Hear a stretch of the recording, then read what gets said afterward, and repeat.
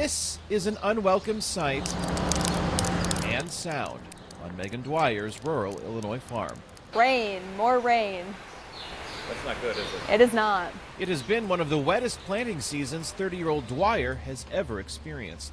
We picked up another 8/10 last night and probably 3 or 4 this morning. Ideally, we'd like to be done planting corn, have a good chunk of our beans in, and we're maybe 5% planted in total right now. At the end of May, Illinois farmers had about 35% of their crops planted, a dramatic contrast to an average of 95% most years at the same time.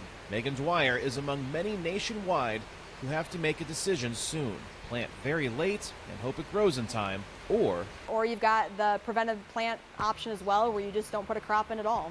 the prevented plant option is a crop insurance claim payout meant to help farmers deal with the loss of income due to poor planting weather, an option that is rarely used. People are trying to figure out how they're going to make some money this year, how they're going to be able to pay the bills. Illinois Farm Bureau National Legislative Director Adam Nielsen says the continued rainfall is creating a perfect economic storm for those already dealing with 5 consecutive years of negative farm income.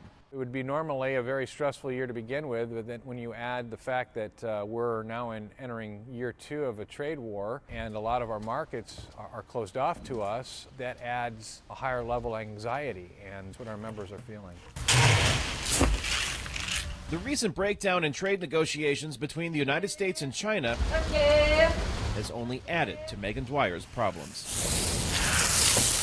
60% of our soybeans get exported. For us, 2/3 of our soybeans, so more than that, and our end user is China. There's a lot of uncertainty around where this product's going to go. The rain on top of that is with the flooding and not being able to get barges and river traffic through.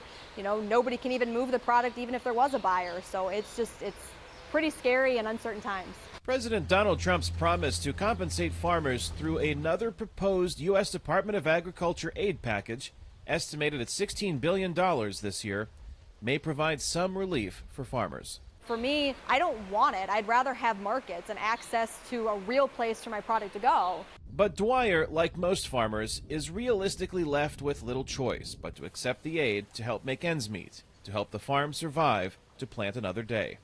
But with the aid comes stigma. I've seen several comments that farmers are just looking for welfare. We're looking for that handout. We're ready for the government to, pay for us to do this. And that's not at all what happened. We're doing it so we can put food on our table and have a crop and product to share with the rest of the country and the world.